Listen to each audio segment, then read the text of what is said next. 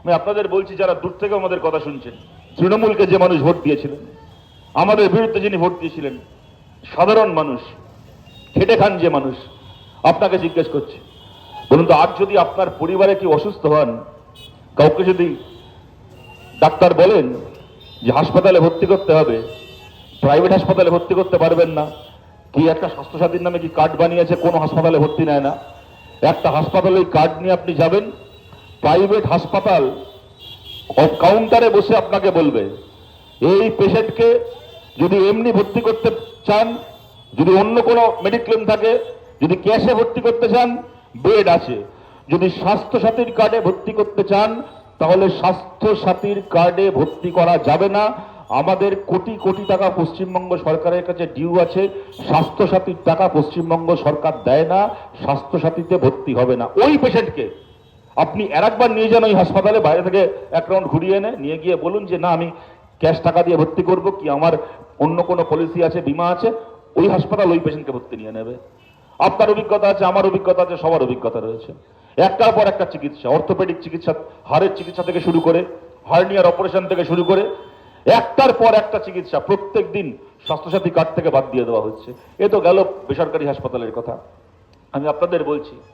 আপনাদের বাড়ির কারুর যদি সারা জীবন তৃণমূলকে ভোট দিয়েছেন যে মানুষ, আপনাকে জিজ্ঞেস করছি,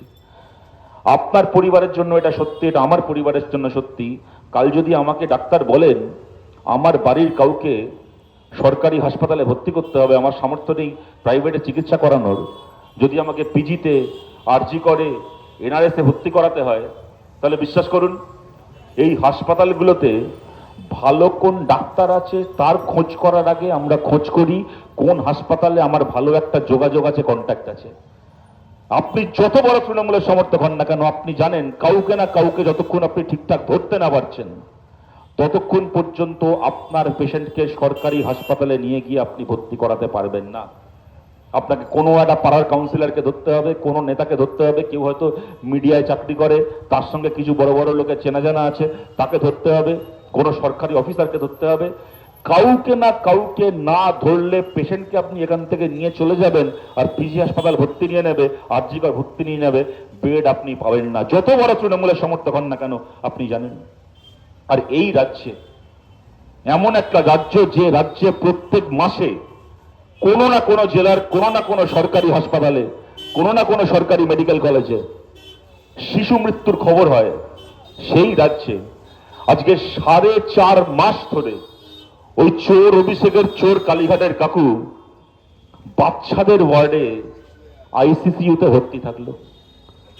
একটা বাচ্চাদের ওয়ার্ডের আইসিইউ একটা বেড 4 মাস 4.5 মাস ধরে দখল করে বসে থাকলো চোর ভাইপো চোর কাকু। কেন